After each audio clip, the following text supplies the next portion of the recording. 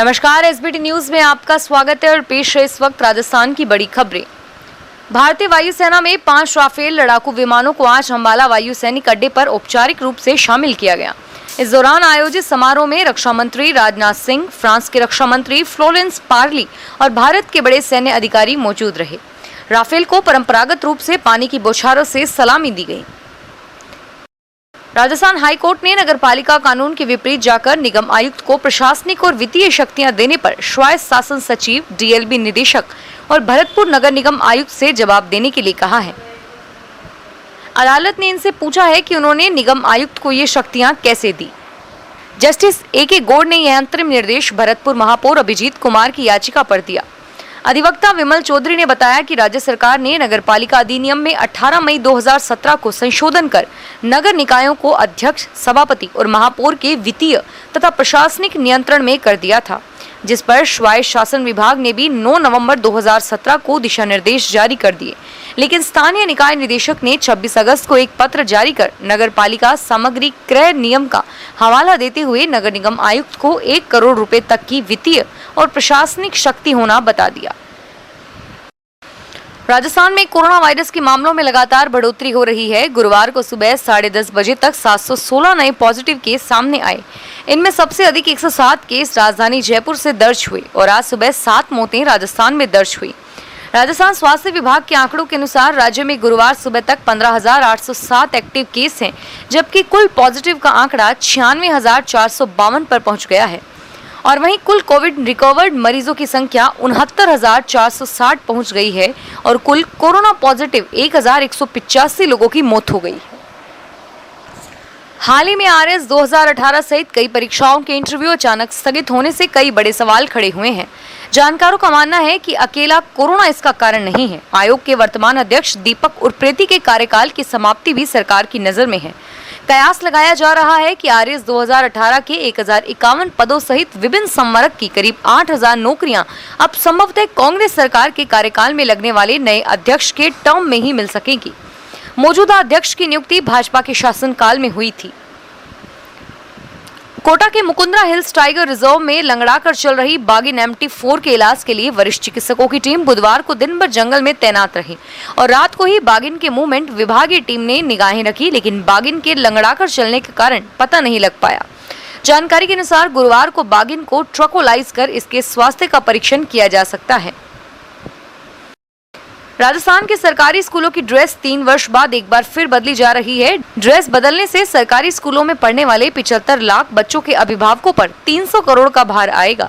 खास बात यह है कि सरकारी स्कूलों में ज्यादातर गरीब व निम्न मध्यम वर्ग के बच्चे ज्यादा पढ़ते हैं और ऐसे में कोरोना काल की मार के बीच यह और ज्यादा परेशान करने वाला होगा। लिहाजा जहां अभिभावकों ने राज्य सरकार के इस फैसले का विरोध शुरू कर दिया है, वहीं स्कूल ड्रेस विक्रेता भी इसके विरोध में नजर आए हैं। राजस्थान में गुरुवार को भाजपा ने गहलोत सरकार पर जमकर निशाना साधा। कोरोना संक्रमित हो चुके भाजपा प्रदेशाध्यक्ष सतीश पूनिया और राजेंद्र राठौड़ दोनों ने ही ट्विटर के माध्यम से राजस्थान सरकार पर जमकर हमले किए।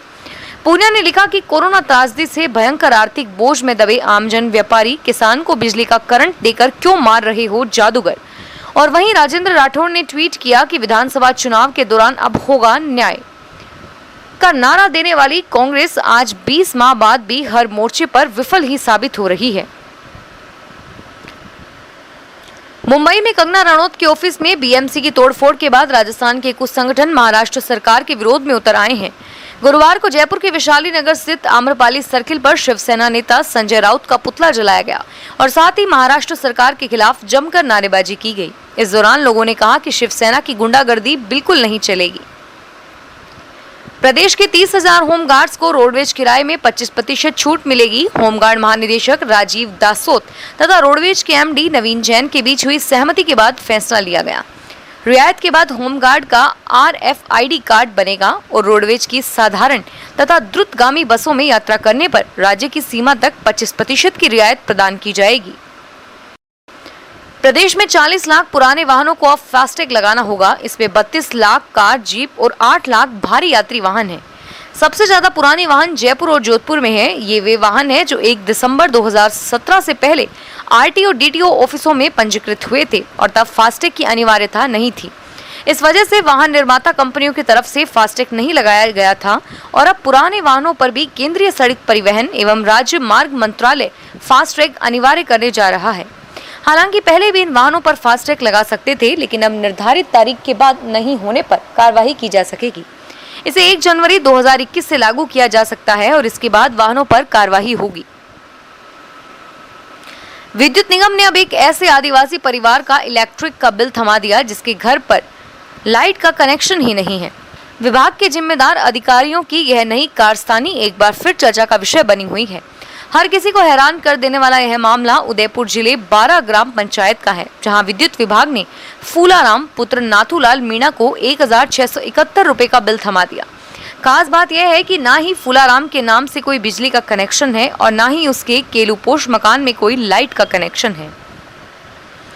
राजस्थान में रीट के जरिए होने वाली तृतीय श्रेणी शिक्षक भर्ती में इस बार भी सामाजिक विज्ञान के अभ्यर्थियों के बीच नौकरी को लेकर सबसे ज्यादा संघर्ष रहेगा। पहले ही सामाजिक विज्ञान में अन्य विषयों के मुकाबले ज्यादा अभ्यर्थी थे, लेकिन अब वाणिज्य संकाय के विद्यार्थियों को भी सामाजिक विज्ञान विषय में शामिल करने से चुनौती और ज्यादा बढ़ जाएगी। माध्यमिक शिक्षा बोर्ड की पिछली रीट परीक्षाओं के हिसाब से प्रदेश में 10 लाख से अधिक बीएड डिग्रीधारी हैं और इनमें से 3.5 से 4 लाख अभ्यर्थी सामाजिक विज्ञान विषय से हैं। जयपुर नगर निगम की आर्थिक हालात लगातार बिगड़ती जा रही है और इसके कारण ठेकेदारों को समय पर भुगतान नहीं होने से विकास कार्यों पर भी ब्रेक लग गया है। ठेकेदारों को भुगतान नहीं होने से मजदूरों को पगार नहीं मिल रही और काम अटक गए हैं। दूसरी तरफ निगम के अफसरों ने रसूखदारों और निजी फर्मों को फायदा पहुंचाने के लिए नियमों को ताक पर रख दिया है। ऑडिट रिपोर्ट में लगातार निगम के अफसरों के कारनामों का खुलासा होता जा रहा है और नगर निगम को भले ही सरकार ने हेरिटेज निगम और ग्रेटर निगम बनवाकर 2 भागों में विभाजित कर दिया, लेकिन निगम इन दिनों आर्थिक तंगी से जूझ रहा है। इससे निगम की ओर से शहर में हर साल होने वाले विकास कार्य प्रभावित हो रहे हैं। नगर निगम के करीब 1000 ठेकेदारों के 325 करोड़ रुपए पिछले 4 से 5 साल से बकाया चल रहे हैं। नागौर जिले में खाद्य सुरक्षा एक्ट की सूची में शामिल राजकीय सेवा में कार्यरत और सेवानिवृत्त कार्मिकों सहित अपात्र लोगों के नाम हटाने का काम प्रगति पर है। जिला रसद अधिकारी पार्थ सारथी ने बताया कि 2 सितंबर तक नागौर जिले में 2930 सरकारी सेवा में कार्यरत और सेवानिवृत्त कार्मिकों के नाम उपखंड अधिकारी स्तर पर हटा दिए गए थे। अतिरिक्त सूचना सहायकों व रसद विभाग की टीम ने मिलकर पिछले 7 दिन में 2294 सरकारी सेवा में कार्यरत एवं सेवानिवृत्त कार्मिकों के नाम खाद्य सुरक्षा एक्ट की सूची से हटाए हैं। राजस्थान सरकार का विरोध जताने के लिए प्रदेश भाजपा सोशल मीडिया प्लेटफॉर्म पर पहले ही एक्टिव दिखती रही है और इसी क्रम में आज सुबह से ही एक और सरकार विरोधी कैंपेन चलाया जा रहा है। कब होगा न्याय के नाम से चलाए जा रहे कैंपेन में पार्टी के नेता कार्यकर्ताओं के अलावा आमजन भी सरकार तक अपनी बात पहुंचा रहा है। प्रदेश अध्यक्ष डॉक्टर सतीश पूनिया ने आज सुबह इसी कैंपेन के तहत ट्वीट करते हुए सरकार की कार्यशैली पर सवाल खड़े किए हैं। पूनिया ने अपनी प्रतिक्रिया के साथ एक तस्वीर भी साझा की। इसमें बिजली विभाग की एक ओर से किसान को भेजे गए 3 करोड़ 71 लाख के बिल की प्रति को दर्शाया गया है।